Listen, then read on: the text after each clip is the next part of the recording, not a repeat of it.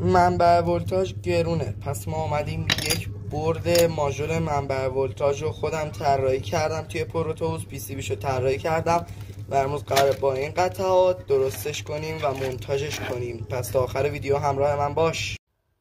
این از دیودا، این از مقاومتاش، این هم از ترانزیستوراش و بالاخره خازنا و در مرحله آخر پتانسیومتر که برای تنظیم ولتاژ از 0 تا 30 ولته.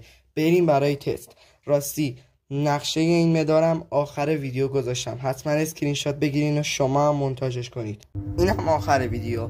یک جریان 220 ولت اومده توی ترانس 220 به 24 و توی خروجی ترانس اومده توی مداری که گفتم و طراحی کردم و اینجا خروجی داره به ما 32 ولت میده که با چرخوندن این پتانسیومتر این 32 متغیره.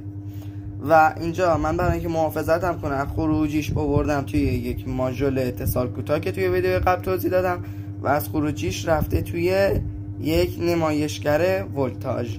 تا ویدیوهای آموزشی بعد، خدا نگهدار. لایک و سابسکرایب فراموش نشه.